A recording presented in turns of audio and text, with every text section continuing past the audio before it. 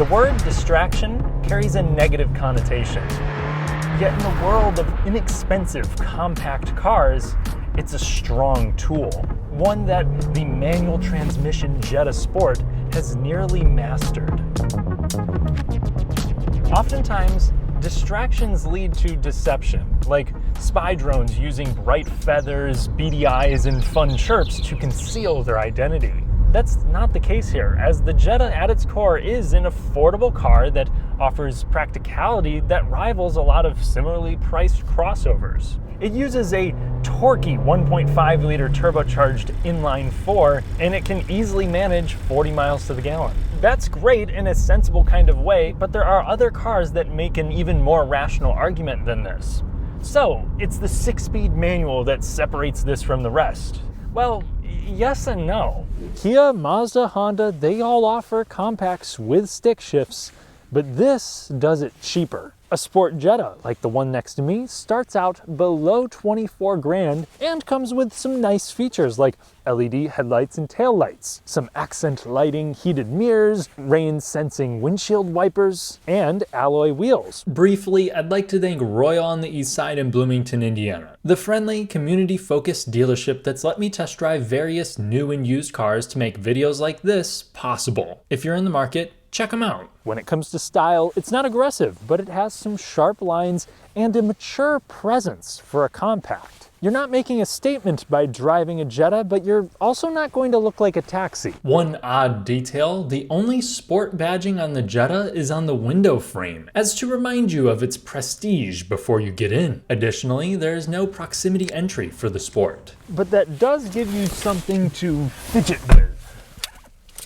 And it's also nice because you have heated seats as standard, which is great for filming on the coldest day of the year. You also have cloth sport seats that won't burn or freeze your thighs, and they're pretty comfortable too. There's no lumbar adjustment, though I find back and thigh support to be good. They're a little flat, but the bolstering on the end keeps me secure while I'm exercising the full potential of the Jetta Sport. It'll also come with a nicely configurable 8-inch digital gauge cluster and a 6.5-inch infotainment system. It may have a dated user interface and resolution, but it's responsive and easy to use, so I appreciate it. There's two downsides to the tech here. Wireless CarPlay and Android Auto does not come with the Sport, and this uses a middling 4-speaker sound system. It's fine, but without tweeters, it sounds like listening to your music with a thick hat on. One key advantage to the cabin is its simple nature. There's analog buttons and dials for the manual HVAC. The steering wheel keeps your buttons tactile, it's wrapped in leatherette, and outside of the glossy stuff, I do like the shifter too.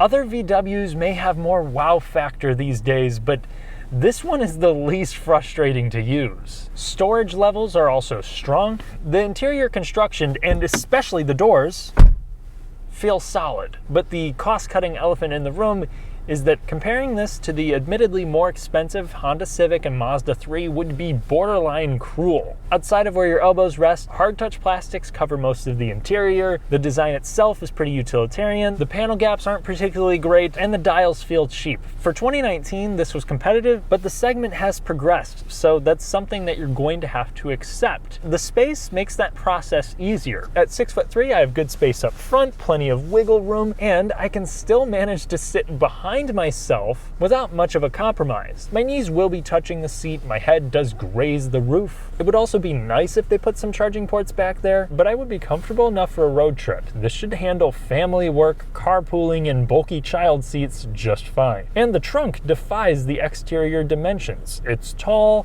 it's long, the seat backs fold, and they've even made space for a spare tire on the Sport. It may be a cheap car, but at least it won't punish you for your budget. Neither will the powertrain. Under the hood, you'll have 1.5 liters of turbocharged fury, producing 184 pound-feet of torque. This inline-4 was introduced for 2022, and it has a couple tricks up its sleeve in the form of a variable geometry turbo and a Miller cycle, which, to make things simple, allows for great efficiency, but also a near naturally aspirated experience once you get rolling. The throttle response can be a little bit dulled, but turbo lag itself seems minimal. I'd expect this to be more of a tuning quirk. I found it to hesitate much more with the 8-speed automatic. The S and Sport offer a 6-speed manual. But this trim has also changed a few other things, like lowering the suspension by 15 millimeters, adopting a thicker front sway bar, and using VW's XTS cross differential system. No, that is not an electronic limited slip differential. It uses the brakes, and the goal is more so to help it handle better rather than locking up the front or properly torque vectoring. I'm not drag racing this today, but Car and Driver has apparently gotten this thing to 60 in 7 seconds flat when hustling it. That sounds fine, but I'm more impressed by the passing power. Even as you get into the highway speed range, it still has plenty of grunt. And the 6-speed adds a little bit of engagement to that. This is not your GTI shifter. You can heel-toe downshift if you want. It's not too difficult. But everything about this is smooth. So the clutch bites nice and slow. It doesn't have that springy feel that can make things difficult, but it is light, very lightweight. There's not a whole lot of feedback coming through. The shifter is also reasonably precise. It's quite easy to operate. It's buttery with a little feedback as it enters each gear. It's not as mechanically satisfying as a lot of Honda shifters or the one that you'll find in the manual transmission Mazda 3 I drove a couple years ago, but it's definitely enough to lighten up your day without ever really becoming a chore. While the revs won't raise or drop in a moment's notice, rev hang isn't too bad. And pulling up to 65 miles per hour, this is revving at 1,800 RPMs just about, which helps this get up to 42 miles to the gallon according to the EPA. I think that's the best of any manual transmission car these days. The only downside, the gearing is quite tall in order to achieve this. At least the torque of the turbo engine is up to the task. Wind noise is kept down, and I'd consider it quiet for the segment. Testing that sport suspension around imperfect corners,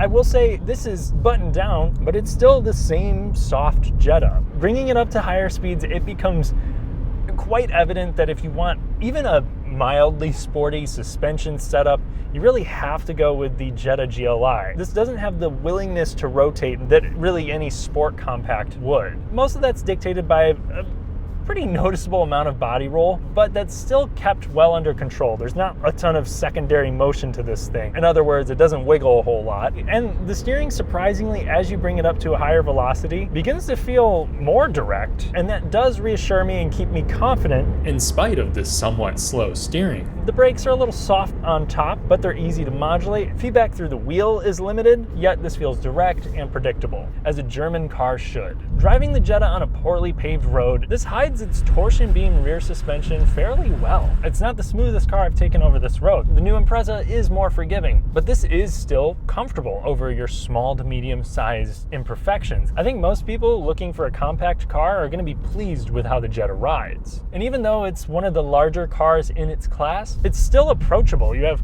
some big windows, the belt line doesn't raise up too much in the rear. That, combined with its easy steering and gearbox, makes this a very approachable car, though I'm less enthusiastic about the reliability. For the current gen, oil consumption, engine stalling, and automatic transmission problems were common complaints initially. Select owners also had issues with weak clutches, but I haven't seen much of those things reported since 2020. Some owners of this generation have encountered electrical issues, a finicky autonomous braking system, and problems with the brakes themselves. According to carcomplaints.com, the number of complaints dropped off substantially after 2019, and owner reviews from cars.com are mostly positive and support this. Consumer Reports is less optimistic and predicts below average reliability. Regarding the 1.5-liter turbo, I've seen a few others in forums report head gasket failure with their Jettas, something that has been a much bigger issue with the Taos. VW seems aware of the issue, so I would hope that it's been addressed by now, but that's only a guess. If you highly prioritize reliability and you don't mind a little less passing power, I'd recommend the more expensive Honda Civic Sport 2-liter, which can be had with a manual. Safety-wise, the Jetta was great until it ran into the updated IIHS testing. And it will come with standard autonomous braking, adaptive cruise control, blind spot monitoring, and lane centering, all here with the manual transmission.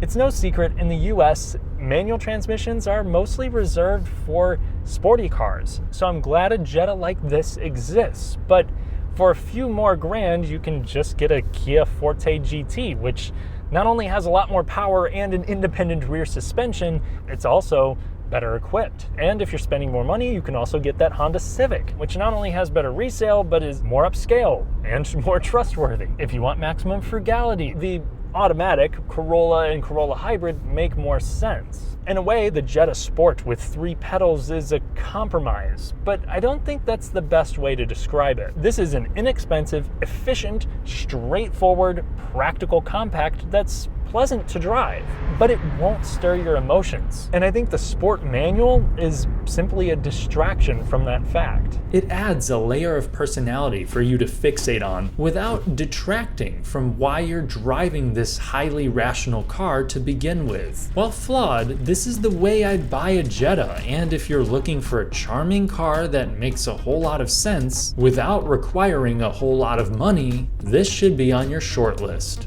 Thanks for watching. If you enjoyed the video, then please leave a like to help me take over the automotive YouTube algorithm. Subscribe and hit the notification bell for more fun, detailed car content without fluff, and check out my new channel memberships for an additional podcast, behind the scenes updates, and more. I'll see you in the next one.